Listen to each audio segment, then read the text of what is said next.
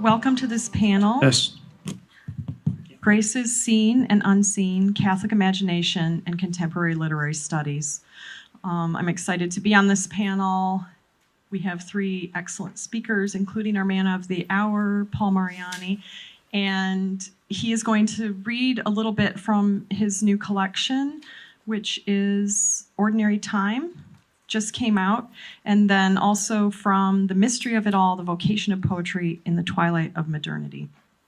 And Dana Greene is going to talk to us about her experience as a biographer, particularly, and I'm very interested in this, the intersect of the genre as a incarnational sacramental space. And she's going to be talking about Elizabeth Jennings, who is not known enough, and part of her mission is to make her more known, and also coming out of her other work on Denise Levertoff. And then we have Kevin Burke, SJ, who will be speaking further on Denise Levertoff with his contributions to a collection and another piece that he's working on. So I will let them carry on. Thank you. You can, or you can stay seated. Is the other mic still working if he wants to? Thank you. That's all right. Yes, that's useful. Okay. Just to make sure, can you hear me? Yes. Yes, you can hear me? It's not turned on. Okay. Yes, it is. Just talk. Be sure to talk really Bum, bum, bum, bum. You hear that? Yes. Okay, cool. Here we go. Okay. All right. Thank you for coming. My name is Paul Mariani. I have two new books that just came out in the last 2 months. In fact, Greg Wolf just gave me the first copy of Ordinary Time just when we got here to Chicago. I want to just read a little bit from the opening here of the mystery of it all, the vocation of poetry in the twilight of modernity. And I've been writing poetry for 40 years. I was a teacher for 56 years. I've been writing essays all that time. I'm a biographer. I've done 6 biographies. The most recent was on Wallace Stevens. Before that was Hopkins. But I thought I would just read the opening here, the introduction, The Vocation of the Catholic Poet Today. Boston College. I'm sitting in on a meeting of our English department, the senior faculty, 20 of us, and we're going over some of the future directions our department will be taking. The discussion ebbs and flows and ebbs, some speaking more pointedly and eloquently than others about the merits of this and that, of transnationalism, film studies, American studies, cultural studies, the effects of East-West connections and hybridizations in popular films coming out of Hollywood and Bollywood. And for a moment, attention shifts to films portraying Victorian characters in minor classics, and I realize I have never read and probably never will. Someone mentions Indian versions of African hip-hop. Another speaks of 18th century wax dolls and effigies of dead children done in beeswax and dressed in crinoline. Of the long tradition of what she refers to as Catholic idolatry figured in statues of Mary and a panoply of saints. And I drift back now to other such meetings, 40 years of them, at places like Colgate and Hunter and John Jay College, and especially the University of Massachusetts in Amherst, where I taught for 32 years. And the hot topics evoked there and then over the years were the canon and the new canon and the anti-canon and the new feminism and African-American studies and Native American studies and Irish studies and Holocaust studies and Nuyorican studies and structuralism and post-structuralism and the Gothic and the Neo-Gothic and folklore studies and the literature of the various new diasporas coming out of South America and Korea and Japan and India, China, and the Philippines, each and every one proposed with a burning zeal as the next wave of concern and interest, only the faces of the proponents shifting or aging or disappearing with the passage of the years. And so it has gone on. In the great going round of all things, all voices worthy to be heard, paid attention to, heeded. But for me, raised in the great tradition of Catholic and Reformation thought in the classics, Hellenism and Hebraism combined and expanded, something central, something on which to hang everything else, seems missing. And suddenly it occurs to me again what that bracing presence Flannery O'Connor once said, that you have to push as hard as the age that pushes against you. She was speaking of the inherent skepticism of the Catholic scholar of one candle, small as that light may appear to be, facing this new idea, and that interminably per secula et secularum, world without end, then is now, now is then. Okay, so that brings me to some poems. And what I've tried to do, particularly, well, for years really, but I think in a particular way in this new volume called Ordinary Time, is to speak to that Dantesque vision, hell, which we all know, purgatory, which we're going through, and then those glimpses, those transcendent and imminent glimpses of the Paradiso. And so I thought I would read you two poems. One that's more hellish and one that strives like Fra Angelico, and that beautiful image of young angel, all women, by the way, as they enter into heaven. And so here we go. The first one is called In the Realm of Kings and Queens. Just a word, this is New York City. Kings is the old name for Brooklyn, okay, and then Queens, okay. And this goes back, it's also men and women, kings and queens. And it goes back to my youth, 70 years ago. This is the way it goes. 70 years on, and the scene still screams. We've just crossed over the 59th Street Bridge, only to descend into the shrieking Malibos they call Long Island City. It's 1947, and we're bumping along under the winged, cross-hatched, humping shadows above the spittle gray cobblestones, past the grim brick factories as if underwater. The glint of trolley rails, Fords and Chevys moaning and yawing this way then that, the stuttering grind of oil and coal trucks bustling in from everywhere. My mother, she's still in her early 20s, stares straight ahead, trying hard as even I can see to concentrate on driving through this nightmare. My brother Walter, feet dangling, sits here in the back seat, tense across from me. And little Emily, burbling, is saddled to the seat between. I stare out the left rear window at the blare of traffic. No radio, just the roar of angry horns, when suddenly, like that, from out of nowhere, a monster cement truck comes slicing over. No warning, just the exposed nuts of that gargantuan wheel, chewing up the left front door and fender of our pre-war Ford, like some demon out of hell.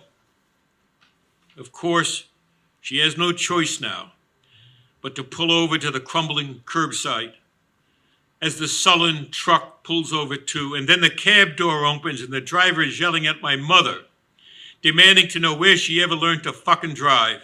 And no, he ain't taking no blame, lady, for none of this shit. You understand? You understand? And there's my mother, trembling for the safety of her kids, saying something at the looming man, trying to reason where there's no room for reason because there's no cop anywhere to be seen. And then he's off and gone, and we're heading home to greet our father, who, when he sees the damage done, makes it clear he's pissed. And there's the lesson, son, you've learned, that it's a man's world. You understand?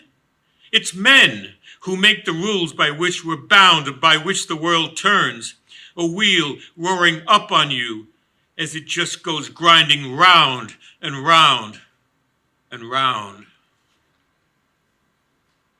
And then the second one, more positive. It would have to be. But it also picks up on the theme of the wheel, the great wheel of going round. They too go round. In Williams's Pictures from Bruegel, they go round and around, those peasants pounding the ground with their clogs and their boots to the sound of the fiddles and sackbuts. True, nothing profound there. Just a rollicking midsummer dance with a stout-rumped male and female, those suds, sodden faces caught in a moment both comic and sad.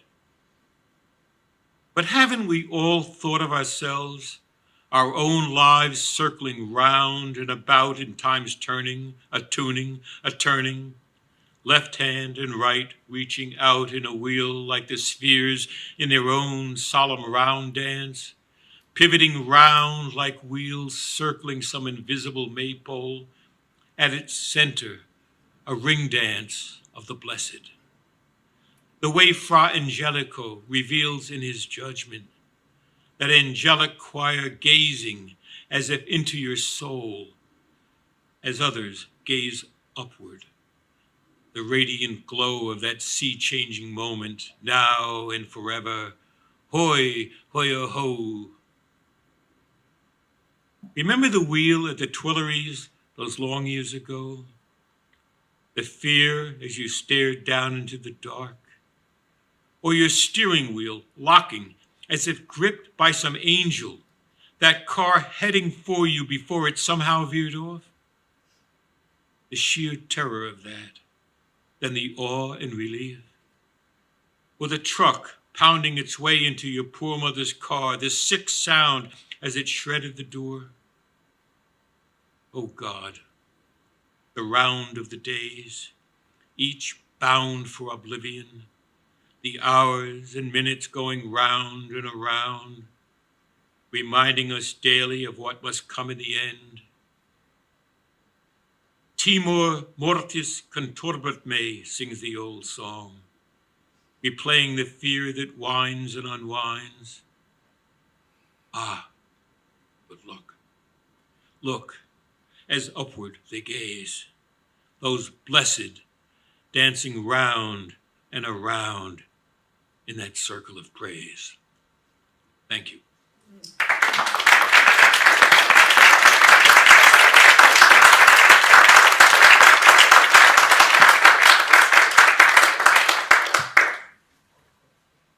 I'm going to try this.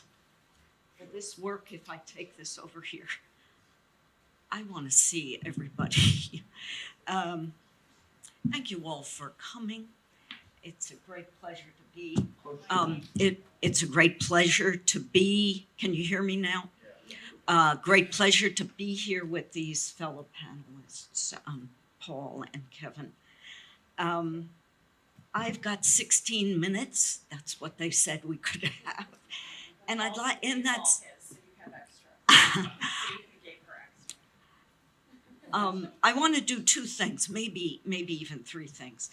I want to tell you a little bit about Elizabeth Jennings, a poet that Dana Gioia claims is England's finest modern Catholic poet, one whose work returned the Catholic perspective to the mainstream of British verse.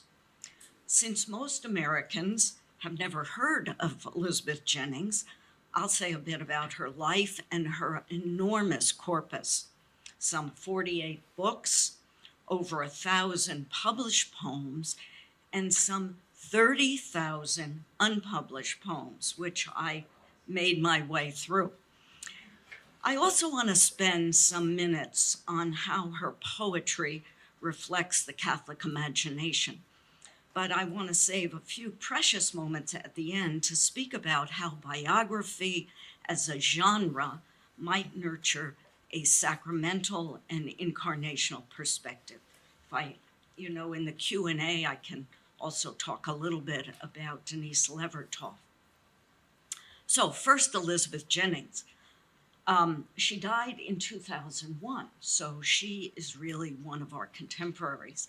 She grew up in Oxford and spent most of her life there. She was the daughter of a medical doctor and was raised as a cradle Catholic. Her childhood was mostly miserable. She was often sickly and felt as if she were odd and clumsy. After primary education in Catholic schools, which she hated, she attended Oxford Girls' High School and ultimately St. Anne's College.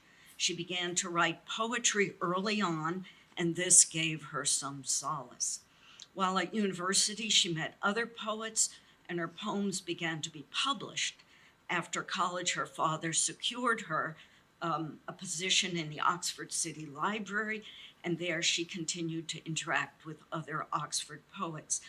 In 1957, and this was a very important event, she won the Somerset Maugham Award and went to Rome for 3 months. This was a life-changing moment for her. She claimed that in Rome, her faith was restored and renewed. Returning to England, she decided to give up her library position and attempt to support herself as a writer, a very risky business.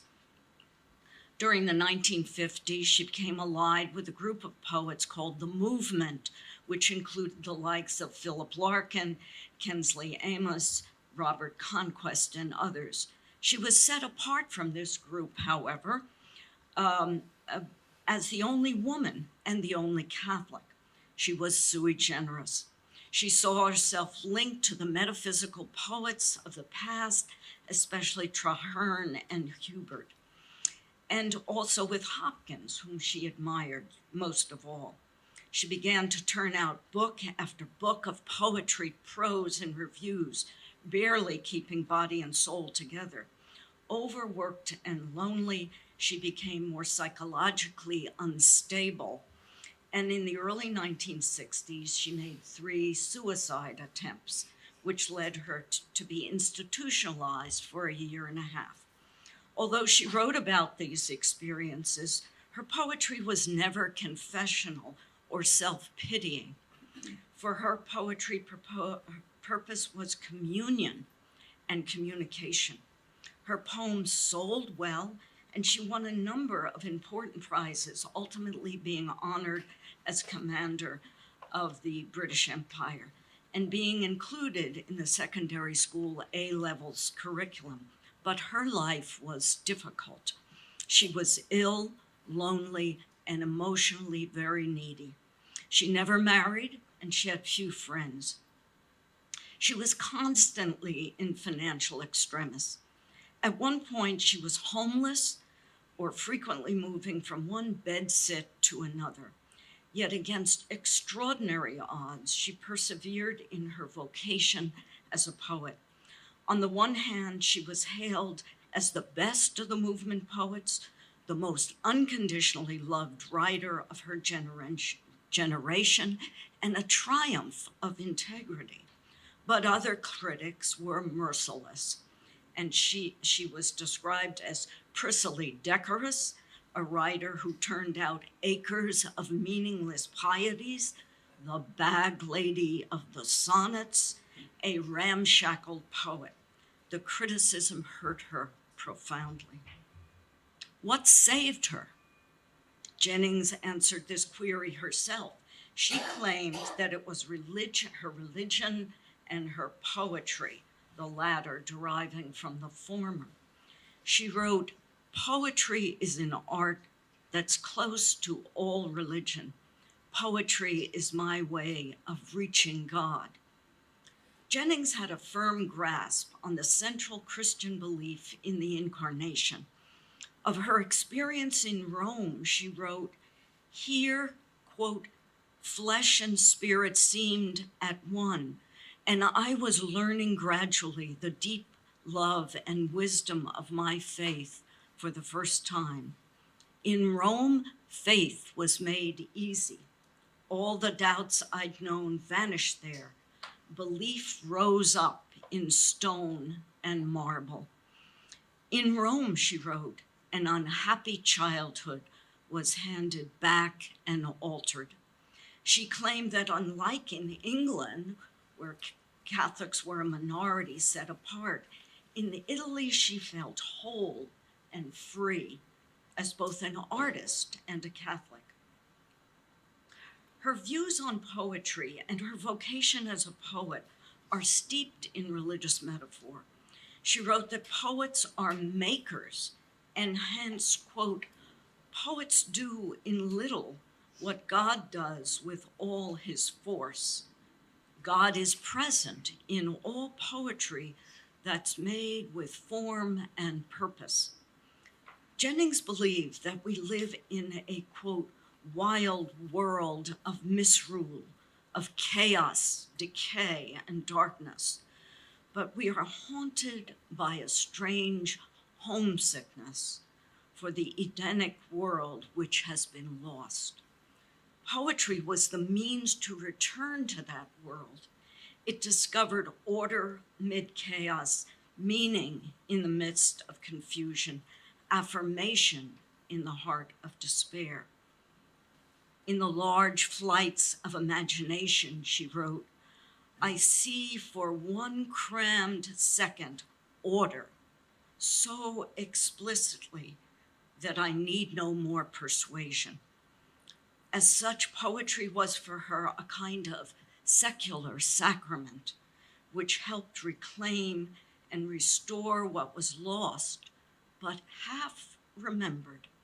She analogized the poet to the priest, both through words transformed and brought one to a lost and forgotten world.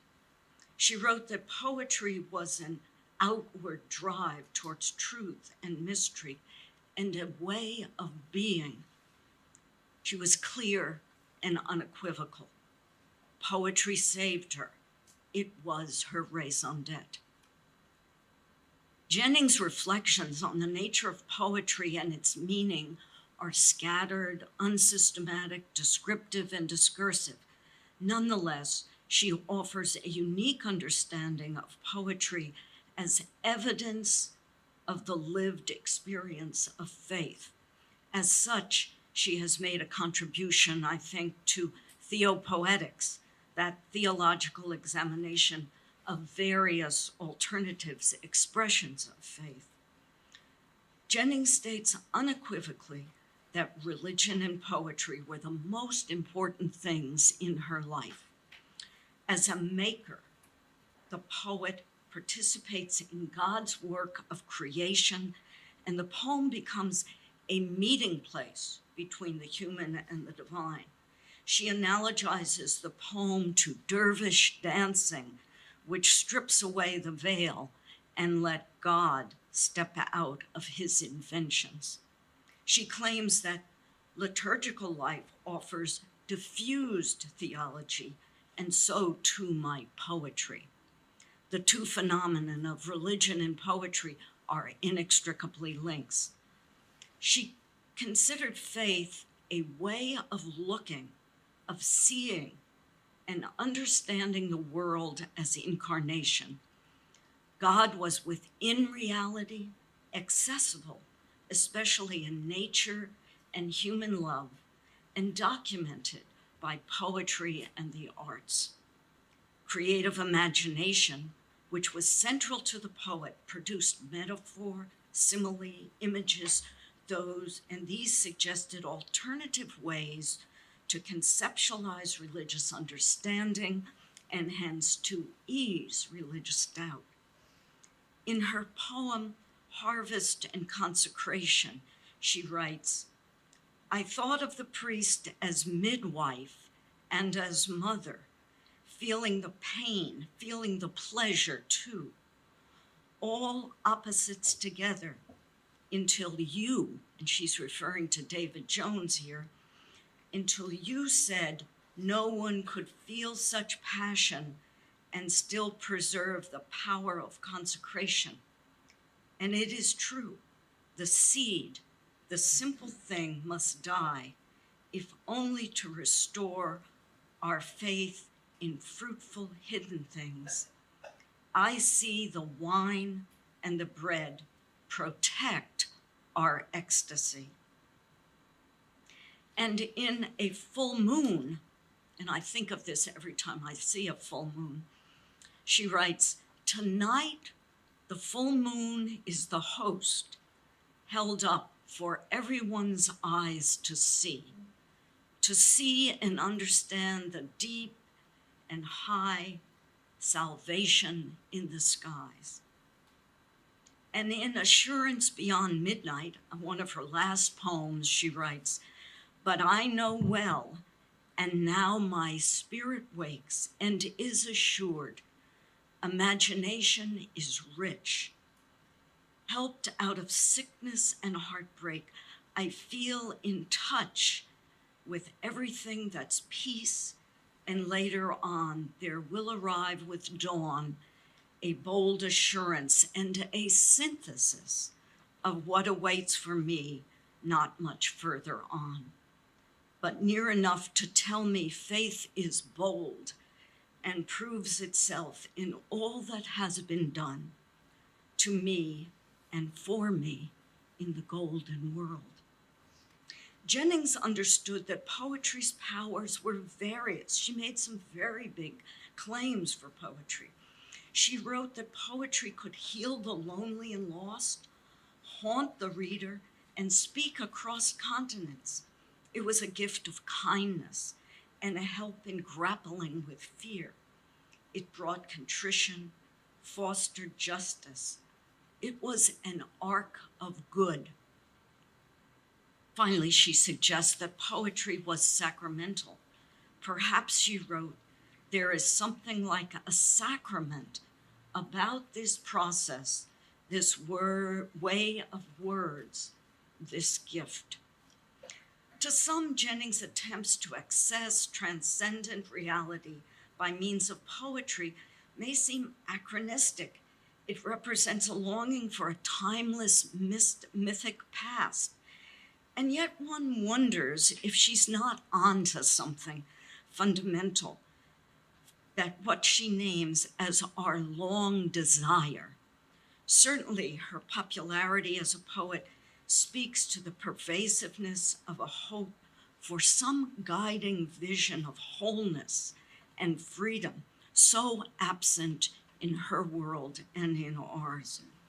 Jennings must be credited not only with linking back to a sacramental and incarnational tradition in English poetry and extending it into her own time, but for acknowledging a way forward when belief is fraught and no vision is evident. I'm reminded of Wallace Stevens, one of Jennings' favorite poets, who claimed that after one has abandoned a belief in God, poetry is the essence which takes its place as life's redemption. May be a great tool in our times. It might be that in a post-religious age, poetry might serve in part as a stand-in for religion, one which points to some truth and some mystery. My query now is this: is it possible for biography, which is what I do, I'm not a poet, that humanistic study of the person to include a sacramental, incarnational perspective, and as such, point towards mystery as well? If the Christian posits the act of creation, that the act of creation means that the divine inhabits the human, both as its source and its end. Should not that element be captured somehow in at least some biographies? Admittedly, not all lives offer fertile ground for this exploration. The exception, I think, being that of artists, particularly poets, whose inner lives are made so accessible in their work. This query of mine, can biography point to the numinous in each life? This query immediately presents problems. We must remember there was a hard fought and won separation of biography from a secular genre from hagiography, the purpose of which was to give glory to God. Biography's intent at its best gathers the shards of a life with an objection neither to adulate nor condemn, but to understand the whole person in all of her contributions, brokenness, failures, contradictions, and limitations. As such, biography is a humanistic narrative totally independent from hagiography. It's based on hard-won evidence, like reading 30,000 of her poems. Evidence like historical, literary, psychological, medical evidence. Admittedly, the biographer is an interpreter, but an interpreter under oath, unlike fiction writers, people who write memoirs, autobiographies. A biographer is an interpreter under oath. One cannot make up the facts, invent dialogue, or offer supernatural causation or explanation, even if one's subject advances that explanation. In what sense, then, can biography hope to penetrate through the external to the inner consciousness, to capture the ineffable, the numinous in a subject's life? How does one speak of this reality without using religious language? Although Keats poetically described life as a veil of soul-making, Virginia Woolf, herself a biographer, allowed that one can't write directly about the soul. Looked at, she said, it vanishes. I've often thought of the work of the biographer as a kind of pointing to the mysterious center of a person's being. By marshaling and organizing vast amounts of luminous particulars, especially about vocation, longing, suffering, awe, wonder, death, and love, the biographer closes in on her subject, hoping at this threshold to catch flashes of her subject's central intent and desire. Then it's gone. But in this process, there are lingering glints of encounter which endure, and it is in them that understanding is grounded. This understanding remains shrouded in mystery, but it is the treasure at the center of a life. It sounds too grandiose to call this a contemplative methodology, but both in the intent of the biographer to penetrate to the core of the person and to include the legitimate gropings of one's subject toward the place of encounter of the self and the ineffable, this way of pursuing or proceeding does share characteristics with contemplation. For the reader, this kind of biographical narrative can offer inspiration, affirming as it does the ongoing glints of the numinous embodied in every human life. As such, biography expands our understanding not so much of the divine, but of the human as embodied sacrament. Thank you.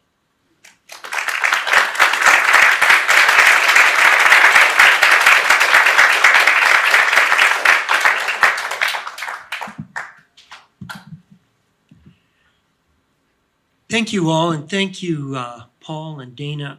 It's interesting to me, Paul, your image of the wheel is one that I'm going to find myself kind of circling around, although we didn't intend that.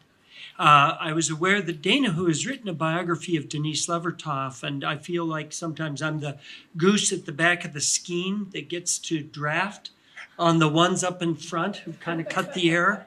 I'm a theologian, and so my interest is a theological interest of really trying to read, not in the biography is important, it's crucial to understanding someone like Denise Levertoff, but I also want to read her as a theologian, not only as a poet. So I was privileged to speak at a conference here at Loyola 4 years ago that burst into this book yesterday. I mean, this is the first one. They flew it in from Whip and Stock so that it'd be here at the conference. It's called This Need to Dance, This Need to Kneel. And a number of different commentators reflecting on the kind of the theological side of Denise's poetry, Denise Levertoff and the Poetics of Faith. I'd like to kind of be between that book and another that I've been working on for several years that views Denise's life and her poetry as a genre of theology. And so today I want to say a few words about her life and poetic vocation under the rubric of what we might call the dance of life. A couple of quick words about her own biography. Denise was born in England in 1923 to a brilliant, artistic Welsh mother who herself had been an orphan. Equally brilliant, scholarly Russian father, a Hasidic Jew who found the Messiah when he read the Gospel of Matthew and became a Christian, much to his family's chagrin. He too, an orphan in a sense. He eventually became an Anglican priest and a scholar of great Jewish mystical texts, and someone whose life work was to bring Christians and Jews together and to help them see that they belonged to one another. Denise was married shortly after the Second World War to an American writer. She immigrated to the U.S. She relearned the English language in an American idiom. One of her great mentors was none other than William Carlos Williams. And there were crucial interruptions and turning points in her life, obviously the Second World War and coming to the U.S., but also becoming a politically engaged activist during the terrifying tempest of Vietnam. And then returning after years of living, of understanding herself as basically an agnostic. She returned to the practice of Christian faith. And in the last decade of her life before her death in 1997, she entered the Catholic Church in a Jesuit parish in Seattle. Very understated kind of quote unquote conversion. But let me simply note that whatever her Catholic imagination, however we would understand that, her Catholic imagination is also a Jewish imagination. It's also Protestant and Anglican. It's English. It's secular. It's a lot of things. Her eclectic education, with its emphasis on reading, language, precocious introduction to the arts, included an early immersion in dance. She began dancing classes at the age of 3. And her first recital, she was 4. When she was 7, she and her 9-year-old neighbor, Margaret Courtwell, began to explore together what she later referred to as private dancings, plural. In her volume Tesserae, Memories and Suppositions, published in 1996, most of the little stories in here, most of the little mosaic tiles are from her early childhood. She writes this: both of us have taken lessons down the street at Miss Lawrence's classes, ballet, Greek, acrobatic, tap, but these private dancings secretly draw on any of that, unless perhaps a little of the relative freedom of Greek. What we do, though it's years before I find a word for it, is a spontaneous eurythmy. Her exposure to dance at an early age was not incidental, and its presence within the serious business of childhood play was shaping Denise at 7 in ways she was still discovering and naming at the dawn of her 7th decade. By speaking in the present tense of those cherished moments with Margaret, she allows us, her later readers, to feel something of their intimacy and their raw power. She writes, "We don't talk much. We never criticize each other's performance. We lend, as each takes her turn at the piano bench, grave assent to the leaps and whirls we watch, the flailing of arms in storm, the outstretched imploring hands, the solemn pacing in unspecified situations of delay and decision, or the twittering feet of surprise and delight as the music hops into cheerful briskness. We never laugh at one another. We don't verbalize our responses to the music, so I never learn what Margaret has in mind. But I know that what happens for me is a drama of unspecified loss, discovery, flight, Sehnsucht, ecstatic joy, danger. No definite story, no named person, no clear dilemmas, but the sweeping passage of grand emotions." End quote. Well, she never stopped dancing. The drama of unspecified loss, discovery, flight, Sehnsucht. In a poem written in the late 50s, published in one of her early books after coming to the U.S., an elegy for her father, who died in 1954, she writes, "I dance for joy, only for joy, while you lie dying, into whose eyes I looked seldom enough, all the years seldom with candid love. Let my dance be mourning then, now that I love you too late." In Dance Memories, written a decade later, she returns to this image of the dance for joy that is also lamentation. The joy of leaping, of moving by leaps and bounds, of gliding to leap, and gliding to leap becomes, while it lasts, heart-pounding, breath hurting, the deepest, the only joy. In a magnificent poem, published at the same time and entitled A Tree Telling of Orpheus, Denise draws on various versions of the original myth regarding the fate of that hero of music and poetry. In her telling, it is the trees who remember, the trees who tell the story of Orpheus and who remember that he changed them forever. They remember that his music taught them to dance. And in the stillness of the abiding dance of trees, the music continues to play. And the poem, it's a long poem, it ends with these lines. "Perhaps he will not return, or what we have lived comes back to us. We see more. We feel as our rings increase, something that lifts our branches, that stretches our furthest leaf tips further.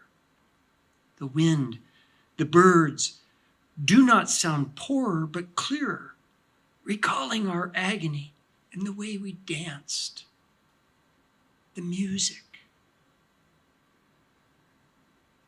So I turn now to a late religious poem after her kind of return to the explicit practice of Christian faith in her 50s. It's the poem from which I borrow what at least serves me right now as the working title for the book I'm currently wanting to write on her poetic theology. I want to call it Into the Ring of the Dance. In his remarkable ecclesiastical history of the English people, the Venerable Bede tells of a gentle 7th century monk named Cademon, a humble brother with no gift for eloquence or music. He would leave the table when the singing and the tales began and make his way back to the stable where he had charge of the cattle, until a fateful night when, and this is Bede's word, quote, "there appeared to him in his sleep one who said, greeting him by name, 'Sing, Cademon, some songs for me.' 'I cannot sing,' he answered, 'for this cause I left the feast and came hither.' He who talked with him answered, 'However that be, you shall sing to me.' 'What shall I sing?' rejoined Cademon. 'The beginning of created things. What Bede tells next is the earliest recorded poem written in the English language. The story of Cademon was well known to Denise Levertoff. She read it as a child, as she says in John Richard Greene's History of the English People. Many years later, in the aftermath of her slow awakening to the practice of Christian faith, Levertoff composed a beautiful rendering of Bede's story. She calls it simply Cademon, but her poem does more than simply retell the story. Although it gives no direct evidence of being autobiographical in the usual sense of the word, her use of the first person to bring Cademon close allows us to hear him telling the story of his religious encounter and to feel the genuine humility of his self-description. And at the same time, it allows him to speak in an undertone, as it were, for her, for the deepening of her poetic vocation. Here's the poem in its entirety. All others talked as if talk were a dance.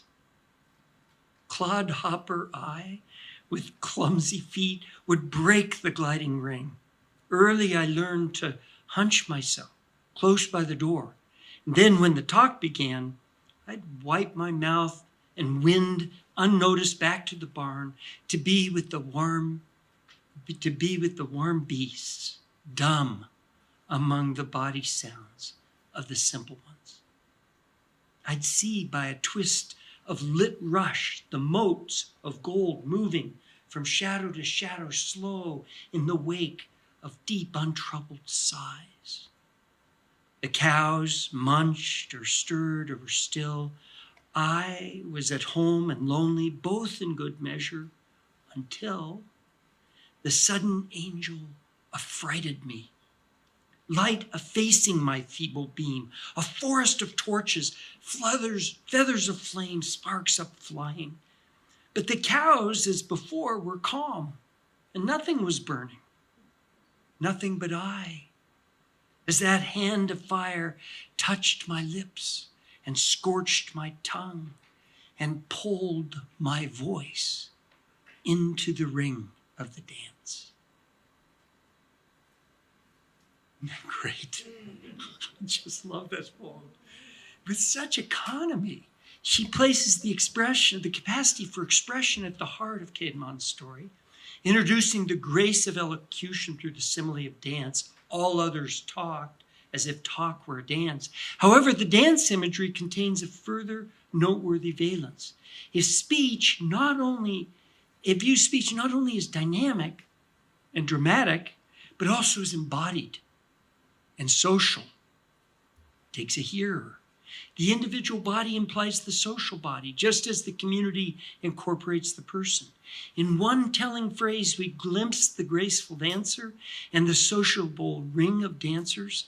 The dance is complete when it creates the ring, and each dancer belongs to what she or he helps to configure. Her use of dance images to frame her exploration of Bede's story gives further evidence that the story of Cademon touched something elemental in her own journey. More precisely, the unique inflection points that she imparts to the Cademon tradition reflect a new moment in her lifelong exploration of the poet's vocation. Levertoff discovered her special gift for poetry early in life. She spoke at the age of 10 of having a poetic destiny. She was precocious. But it seems she only discovered herself drawn into the ring of the dance in successive later moments, including the agonizing crisis provoked by the U.S. involvement in Vietnam and the very different kind of crisis that accompanied her reawakening to faith, to the practice of religious faith. Poetic integrity and social political authenticity unfolded in her life as a discourse with and in the presence of the divine, however differently she imagined the divine in the different stages of her journey. So there's much more to say, but let me end by quoting one last late poem, just a part of it. It's called Dom Helder Camera at the Nuclear Test Site. Do you remember Dom Helder? That great Brazilian bishop? So this is an actual event. She participated in it. A number of the people got arrested. She talks about that. She talks about the mass and then the arrests. And then she ends with these lines. We form two circles, one contained in the other, to dance clockwise and counterclockwise like the children in Duncan's vision, but not to the song of ashes, of falling. We dance in the unity that brought us here. Instinct pulls us into the ancient rotation, symbol of continence, continuance, light and persistence as a tumbleweed, but not adrift. Dom held her too, faithful pilgrim, dances at the turning core. So part of the poet's vocation, it seems, is to invite us all into the ring of the dance. Thank you.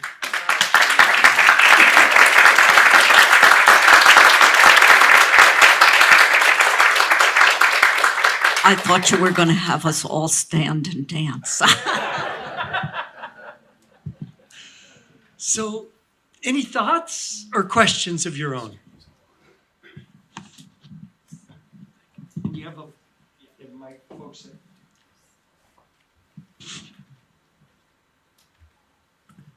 I hate to speak after that.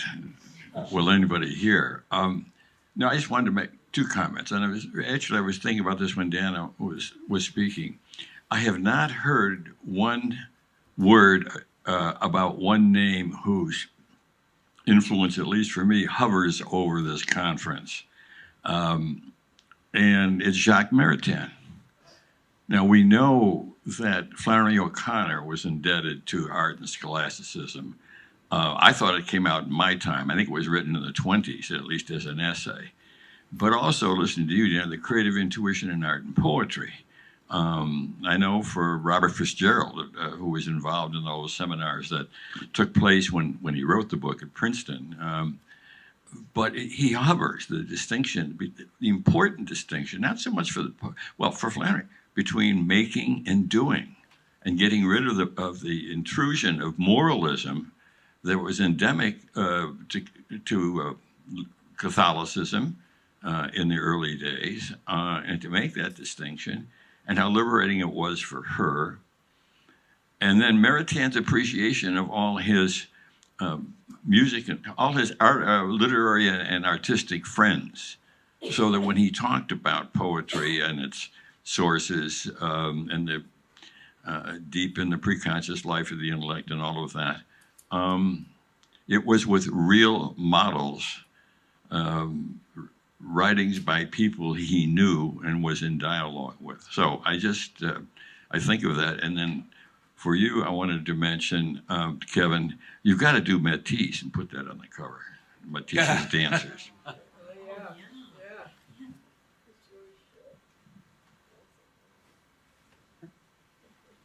Thank you. I want to ask the Dana Greene a question about Jennings. If you look at the modern British Catholic tradition of writing, which is this glorious, tradition of both novel and poetry, they're all converts, except for Jennings. And what do you think that makes distinctive about her work, and versus surrounded by basically Anglicans or atheists who became Catholic? There's my cell phone going off in the background, but I'll just ignore that. Thank you, Dana. And I quoted you, Dana, before you came in, so your words preceded you. I think it made a difference for her that she was a cradle Catholic. In fact, she has two poems, actually, entitled Cradled Catholic. It was very different from being a convert, which I think was much more intellectual for her. She just grew up with this. And there was a kind of Jansenistic element in growing up as a English Catholic. And I think it contributed in some ways to her depression, which she had. It wasn't, as I said, it wasn't as the convert converts intellectually. It was aesthetic to be a Catholic, and it was what she was. You know, just the point that I was trying to make about going to Italy, she felt so liberated in Italy because it was a Catholic culture. And she didn't feel that in England. To be a cradle Catholic was to be very weird. And she bore the burden of that.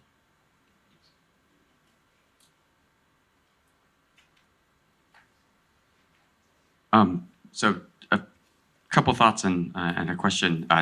So Ken, your mentioning of Jacques Maritain, I think is very good.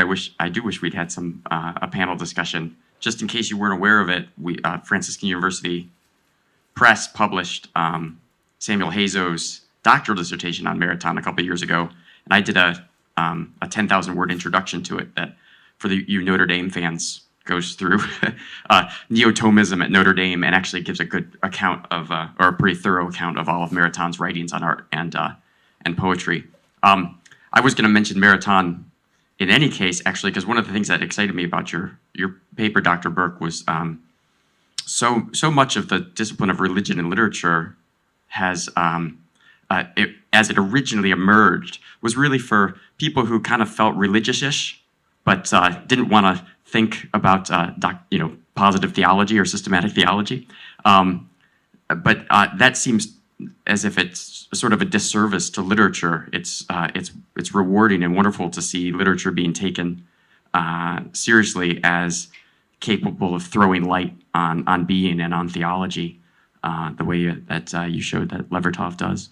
But my question is for our two biographers, which is, Paul, your biographies are so restrained, and in terms of how much you critically interpret the poetry, you try to be you use a very gentle hand in your biographies. And Dana, I've only been reading the reviews of your biography. I can't wait to read it, though, because I just absolutely love Jennings. I'm just wondering if you both would mind responding, where do you see the role of the literary biography in the interpretation of the poet's work? He's kindly let me go first, so we can think a little bit. There we go. The microphone. Yeah, I think biography is absolutely essential to ensure the future of a person's work. But I also think that it is context, and we all operate within context. And so if you have criticism without that biographical element, I think it's diminished. I mean, a life is important because of the work, but it is the life that makes the work possible. So to not have that element there is to have a diminished understanding, I think, of the subject. Can you hear? Yes. Each of my 6 biographies, that's been a central question, really. What is the spiritual dimension? What is the movement towards something larger than the self? Where is this going? And it started with Williams, and you have the language, but you find, when I think of Williams, and I spent 10 years on that biography, I think here's a Franciscan, really, essentially, and he evokes St. Francis in his poetry all the way from the teens up through the 50s when he's suffering from a severe stroke. It comes back because that was his life as well. That is, he was a doctor in New Jersey, right? And this man patients are coming from all the communities, okay? He was the only doctor, for example, that took care of the African-American community in the area around Rutherford, just to give you an example. There was the Italian American community, et cetera. And the man, if a person couldn't afford the visit to the doctors, he would simply write off something, and then he'd say, "Here, take this prescription across the street and give it to this pharmacist." And the pharmacist would note the little mark at the top, and that mark meant, "Don't charge him anything. I didn't charge him anything, so you can go from there." The point is, I mean, if Flossie, his wife, used to say, "Come on, Bill, we need to eat too," you know. But this was Williams. Now, I'm not, it's not that he's moving away in many ways from organized religion. There's right across the street from him, for example, is an Episcopal church right across the street, and he could hear the music every Sunday, and he put on jazz music to counter the church music going on across the street. But at the heart of it, there's this search for something deeper, and then you move to Robert Lowell. The same thing. Early on, he becomes he comes from a Boston Brahmin family, and he becomes a Catholic, and not only that, becomes a Catholic conscientious objector during World War II. He spends 6 months in Danbury prison for because of the bombings, the Allied bombings of the Ruhr Valley in Germany. And then he writes Quaker Graveyard in Nantucket. Now, he moves away from that, but he never forgets it. It comes back again late in his life. And I could go through each of them. I could go through Hart Crane, for whom the Blessed Mother is one of the two major figures in the bridge, the Ave Maria. Think about that. One of the two major figures is Mary, and she's there right from the prologue all the way through to the end. And there he is, in Mexico, and he's going to the cathedral of Our Lady of Guadalupe. And so this is something it's there. It's you can say they're, for the non-Catholics, they're plundering, the church, but they need it, just as much as Yeats needed it. Obviously, Hopkins, Wallace Stevens, here's a man throughout his life. He moves from nihilism, goes into a kind of period of silence, and then you see him moving towards, okay, what's the answer? Well, what do I look for? Is it in politics? It doesn't work for him. Okay, is it in philosophy? Well, yes, that will help. But there needs to be something more. And you see him as he follows his own mentor at Harvard, George Santayana, moving more and more towards the Catholic vision. Now, this is not something that the Stevensian critics want to hear. They don't want to hear this. You can't do this to I need this guy. Don't you dare put him into the Catholic Church, But that's where Stevens himself is moving. So they've been models for me for over 4 decades as I myself do, write poetry and try to learn from, and I hope, learned from each of those voices. And there's so many more voices out there that I could have added. I wish I could do a biography of Flannery O'Connor. I wish I could do a biography of Langston Hughes. I mean, there's so many, but time is short. Anyway, yeah.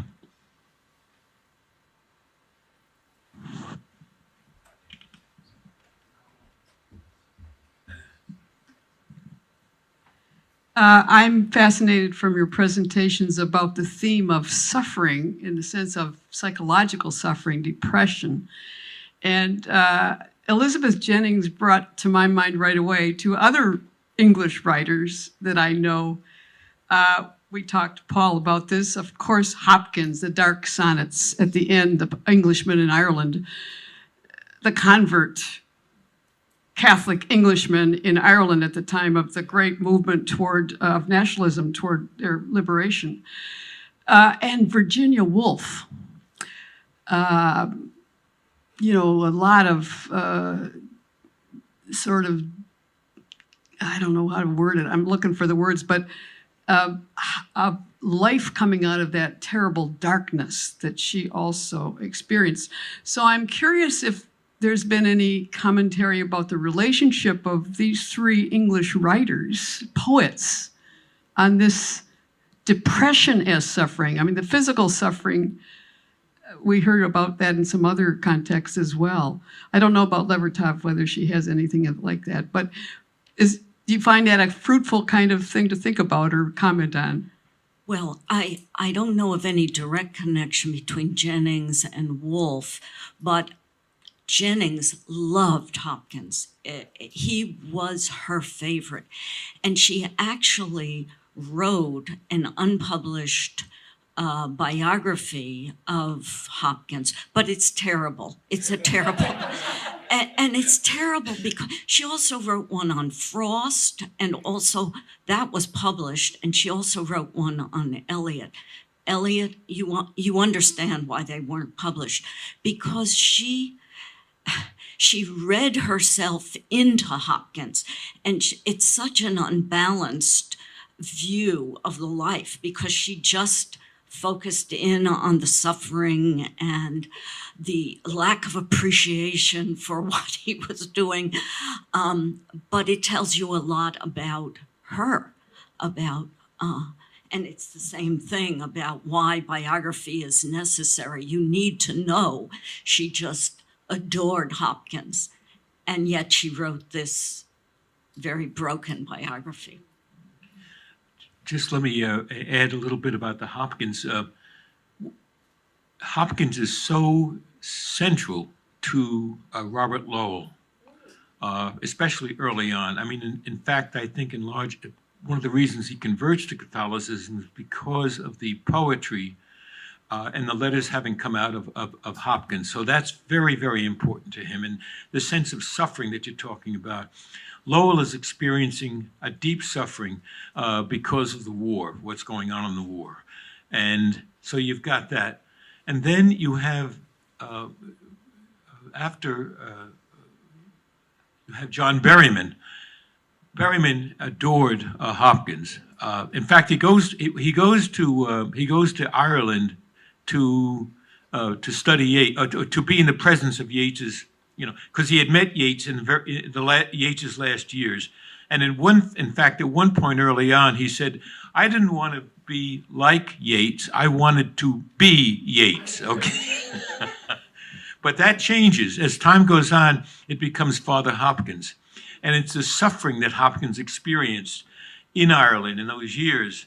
That lousy Jesuit canned is the way he puts it, painfully. But that word canned is so important because it goes back to Hopkins's dark sonnets. I can do something. Choose not to be, not choose not to be. And so you can see how deep that is. And now, of my 6 biographies, 2 of them committed suicide. So I have to deal with the issue of what happens with those suicides. Hart Crane, about whom, for example, Berryman wanted to write a biography. Okay, and in fact, when Berryman waves goodbye to the students as he jumps off the bridge over the University of Minnesota into the river, he waves just like Hart Crane did. So it's there. And yet you say, Helen Vendler says, well, there it goes. He went off. No. Because earlier he says, even if I should fall from a great height, be there for me. Be there for me. So you can see, as difficult as it was for him, he's still holding out hope. Yeah.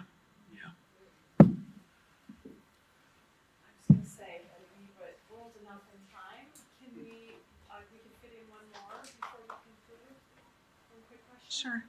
Actually, Kevin, I just wanted to say that I'm really excited to read your book because, so I'm a composer, and there's one particular poem of Levertoff's called And I Learned That Her Name Was Proverb, where she's taking from one of Merton's letters, that I set for a women's choir about 10 years ago. And the entire thing, the music is going through my mind right now.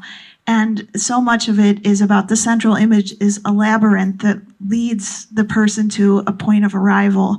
And I think of so much of this as related to dance, and I can't help there are so many correlations between poetry and music. And so just knowing that Levertoff had this background with dance is going to really help me as now I just go back and look at more of her poems and even look more opportunities to set them. So thank you.